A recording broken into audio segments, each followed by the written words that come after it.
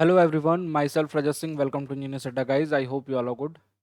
Guys यहाँ पे मैं बात करने वाला हूँ एसएससी जेई की प्रिपरेशन के लिए जो बच्चे अभी तैयारी करना स्टार्ट करना चाहते हैं या फिर जो तैयारी कर रहे हैं उसमें क्या क्या चीज़ें वो कर सकते हैं जिससे कि उनका सिलेक्शन हो सके और किस तरीके से आप इस समय को यूटिलाइज कर सकते हैं जिस समय आप प्रिपरेशन कर रहे होते हैं किसी भी गवर्नमेंट एग्जामिनेशन की। इनफैक्ट मैं इंजीनियरिंग एग्जाम्स की ही बात करूंगा, चाहे कोई सा भी स्टेट एजे एग्जामिनेशन हो या फिर सेंट्रल का कोई सा भी जेई और एई का एग्जामिनेशन। अभी फिलहाल में बहुत सारे एग्जामिनेशन हैं, डी ट्रिपल एस बी के एग्जामिनेशन हैं, आपके ओ के आगे एग्जामिनेशन होंगे, एमपी सब इंजीनियर के एग्जामिनेशन होंगे और बहुत सारे एग्जामिनेशन आपके होते रहते हैं। यूपी पीसीएल के भी आगे होंगे। तो इन सभी एग्जामिनेशन में ना ये चीज़ आपको कॉमन रखनी है कि आपका जो टेक्निकल का सब्जेक्ट है, देखिए सबसे पहले बात करते हैं प्रिपरेशन की। तो प्रिपरेशन में आप लोग ये ऑब्जर्व ज़रूर करोगे क्योंकि टेक्निकल का सब्जेक्ट का वेटेज ना ओवरऑल पूरे के पूरे सिलेक्शन में बड़ा इंपॉर्टेंट होता है, टेक का वेटेज। अब टेक्निकल सब्जेक्ट का वेटेज इंपॉर्टेंट है, इसका ये मतलब नहीं कि अगर आपकी ब्रांच सिविल है तो केवल सिविल इंजीनियरिंग पढ़ोगे तो ही सिलेक्शन होगा और नॉन टेक को बिल्कुल छोड़ देंगे। तो यहाँ पे टेक का वेटेज है, आई नो, लेकिन इसके साथ साथ नॉन टेक की भी प्रिपरेशन करनी है और सबसे ज़्यादा परेशान बच्चे यही होते हैं कि नॉन टेक कहाँ से पढ़ें कैसे पढ़ें। इस पे भी आज बात करेंगे और इस पे भी बात करेंगे, दोनों टॉपिक पे।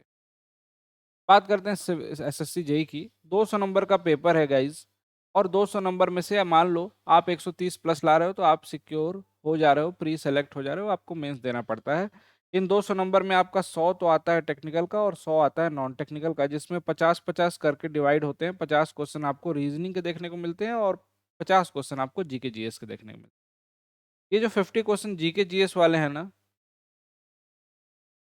इसमें बच्चों को प्रॉब्लम आती है। रीजनिंग फिर भी कर लेते हैं, टेक्निकल अगर अच्छे से पढ़ रहे हैं तो डेफिनेटली यहाँ पे स्कोर कर पाएंगे, लेकिन मेरा ये मानना है कि आपको रीजनिंग, जीके जीएस, टेक्निकल सबको बैलेंस्ड वे में लेके चलना है, तभी आपका सिलेक्शन होगा। अदरवाइज कहीं ना कहीं हमेशा लैग कर जाओगे, कभी 5 नंबर से कभी 10 नंबर से, और ये प्रॉब्लम बनी रहेगी।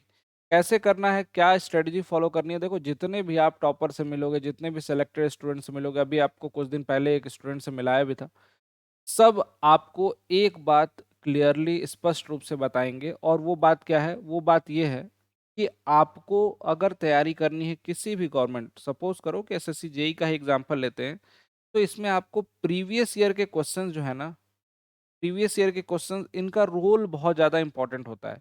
बच्चों को लगता है कि लगा तो लिया है मैंने, है ना, आंसर देख देख के लगा तो लिया है, सब्जेक्ट को कंप्लीट कर लिया मैंने। सर्वेइंग पढ़ रहे हो, सर्वेइंग के प्रीवियस ईयर हो गए। आरसीसी पढ़ रहे हो, आरसीसी के प्रीवियस ईयर हो गए। अब कितनी बार लगाए? तो जब प्रीवियस ईयर सॉल्व करते हो ना, तो आप ये देखा करो कि कितने क्वेश्चंस, आप जैसे मान लो आपने 50 क्वेश्चन लगाए, तो आप 50 में से ये ऑब्जर्व किया कीजिए कि 50 में से कितने क्वेश्चंस आपने बिना आंसर देखे, बिना कहीं से हेल्प लिए, आपने डायरेक्टली सॉल्व कर लिए। उसको दोबारा दो। मतलब अभी आपने दे दिया एक बार, मान लो आपसे 30 क्वेश्चन हो पाए, 20 गलत हो गए, आप उसको दोबारा दो, दोबारा 1 महीने बाद दो, फिर से दो, 15 दिन बाद दो, फिर से देखो कितने कर पा रहे हो। तो इससे आपको पता चलेगा, आपको एक्चुअल में पता चलेगा कि आप बार बार अपना दिमाग को तो समझा देते हो कि मैंने लगा लिया, लेकिन क्या वही क्वेश्चंस फिर से आपके सामने आ रहे हैं तो आप सही कर पा रहे हो? और बात मानिएगा, इस प्रीवियस ईयर में ही अभी कोई बुक भी ऐसी अवेलेबल नहीं जिसमें हर साल के सारे सेट के प्रीवियस ईयर अवेलेबल हों। लिखा रहता है कि 2012 से लेकर 2019 2020 तक, लेकिन उसमें भी बहुत सारे क्वेश्चंस मिसिंग होते हैं, नहीं होते हैं। क्योंकि आपने देखा 2019, 18, इन सब पहले का 19 का देखो, तो इतने सारे सेट अवेलेबल हैं, उन सभी सेट के क्वेश्चंस अगर डाल दिए जाएं, आपको पता है कि नहीं, अगर मान लो 4 सेट हो रहे हैं तो 4 सेट में 100 क्वेश्चन टेक्निकल के, 400 क्वेश्चन हो जाते हैं, है ना? समझ रहे हैं? और इस तरीके से अगर 10-10 साल, 15-15 साल पिछले, पहले तो सेट कम आते थे लेकिन अब तो आने लगे ना, 10-10 सेट आ रहे हैं, 10-10 सेट आ रहे हैं एग्जामिनेशन में, बच्चे ज्यादा हैं, फॉर्म फिल कर रहे हैं। तो उन सभी क्वेश्चंस को आप लगाइए, बुक से लगाइए या फिर प्रीवियस ईयर के आपको पेपर ही मिल जाते हैं, पूरे के पूरे जो हूबहू पेपर आए होंगे वहां से लगाइए, उसमें से ढूंढिए। जब आरसीसी पढ़ रहे हो तो पूरे पेपर को देखोगे, ढूंढोगे कि अच्छा ये आरसीसी का क्वेश्चन है। इस तरीके से क्या होगा ना कि आपको पढ़ने की क्षमता आपकी बढ़ेगी, समझने की क्षमता, और पेपर से रूबरू होगे तो उससे आपको बहुत ज़्यादा हेल्प मिलेगी। तो गाइस, सबसे बेस्ट स्ट्रेटजी यही है कि आप प्रीवियस ईयर के पेपर को उठाइए और वहां से क्वेश्चंस को लगाइए। ठीक है, क्वेश्चंस को सॉल्व करना स्टार्ट कीजिए। जहाँ प्रॉब्लम आती है उस टॉपिक को आपको पढ़ना पड़ेगा। फिर दूसरा, लर्निंग। लर्निंग कभी खत्म नहीं होनी चाहिए।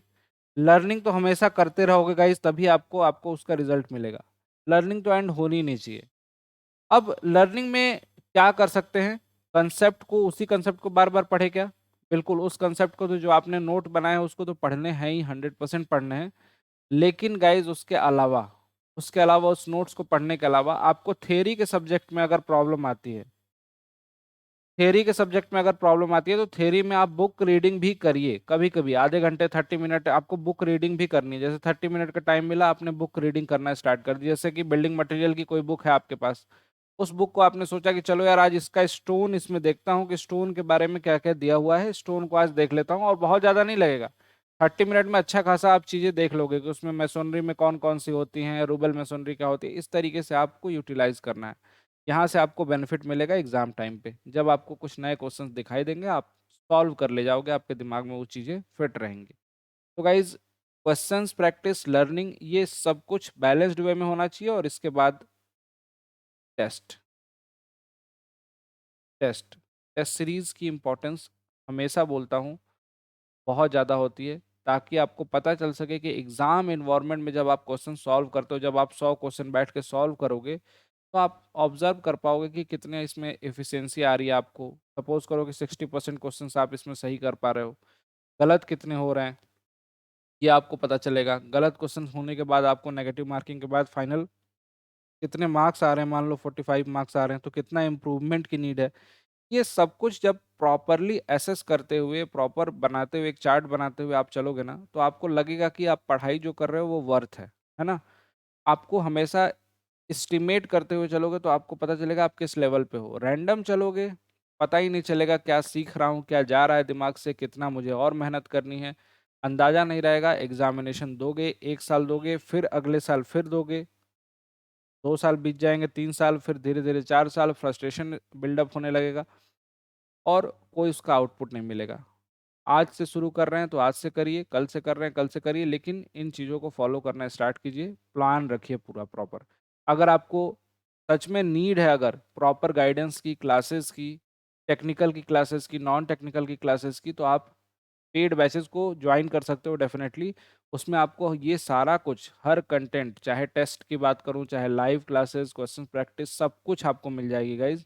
और वो भी बहुत ही मिनिमम प्राइस में। तो जिसको भी रिक्वायर्ड है, इन सभी बैचेस, सारे के सारे बैचेस अवेलेबल हैं। एसएससी जेई का foundation batch, MP sub engineer और ओएनजीसी, और तमाम बैचेस अवेलेबल हैं। आज के दिन कोई भी स्टूडेंट किसी भी बैच को लेना चाहता है तो सबसे बेस्ट जो अड्डा पे अवेलेबल है कोर्स, अड्डा 24/7 के एप्लीकेशन को डाउनलोड करके आप, अगर आपकी ब्रांच सिविल है तो सिविल इंजीनियरिंग का महापैक, इसको ज्वाइन कर सकते हैं। मैकेनिकल है तो मैकेनिकल इंजीनियरिंग का महापैक।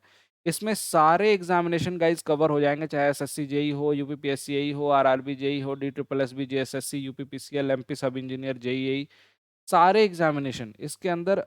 कितने भी, जितने भी स्टेट्स के एग्जामिनेशन होंगे या सेंट्रल लेवल के होंगे, उनके टेक्निकल, टेक्निकल में क्या आता है, आपके सिविल इंजीनियरिंग के सब्जेक्ट आएंगे, पूरे 13 सब्जेक्ट आपके मिल जाएंगे इसमें। इसके अलावा नॉन टेक में क्या क्या आता है? इंग्लिश आ सकती है कहीं, मैथ्स आ सकती है कहीं, रीजनिंग आ सकती है कहीं, हिंदी आ सकती है, ज्योग्राफी, जीके, हिस्ट्री, बायोलॉजी, ये पूरी की पूरी नॉन टेक्निकल की क्लासेस में मिल जाएंगे आपको। रिकॉर्डेड वीडियो भी उनके मिलेंगे, लाइव क्लासेस भी मिलेंगी, जो पहले क्लासेस हो चुकी हैं उनकी भी रिकॉर्डेड वीडियो मिलेंगी। और सबसे अच्छी बात है कि डबल वैलिडिटी, यानी कि 6 मंथ का जो पैक होता था, उस पे 6 महीने की एक्स्ट्रा वैलिडिटी आज दी जा रही है। आज है 29th, और आज इस पे 6 महीने के साथ 6 महीने की एक्स्ट्रा वैलिडिटी। बस सिंपल सा है, जब भी परचेज करिए अड्डा 24/7 के एप्लीकेशन से या वेबसाइट से, तो एक कूपन कोड बता रहा हूँ, इसको यूज़ करेंगे, आपको ऑटोमेटिकली सारे ऑफर अप्लाई हो जाएंगे उस पर। ठीक है, this is the coupon code, जिसमें आपको डबल वैलिडिटी भी मिल जाएगी। डबल वैलिडिटी के साथ साथ सारे के सारे ऑफर अप्लाई हो जाएंगे। 12+12 मंथ का भी है, 6+6 मंथ का भी है। ये सारा का सारा आपको अवेलेबल हो जाएगा सिविल इंजीनियरिंग पैक में। ठीक है, तो कूपन कोड यूज़ करिए Y293। और इसकी प्राइजेज जो होंगी बहुत मिनिमम है, नॉमिनल प्राइस में आपको मिल जाएगा 2900 रुपये में लगभग 1 साल के लिए, और 3500 रुपये में आपको 2 साल के लिए मिल रहा है। तो डेफिनेटली ये आपके लिए एक बेस्ट पैकेज है, बेस्ट सॉल्यूशन है, जिसको आप अपनी पढ़ाई में यूज़ कर सकते हो। Thank you so much.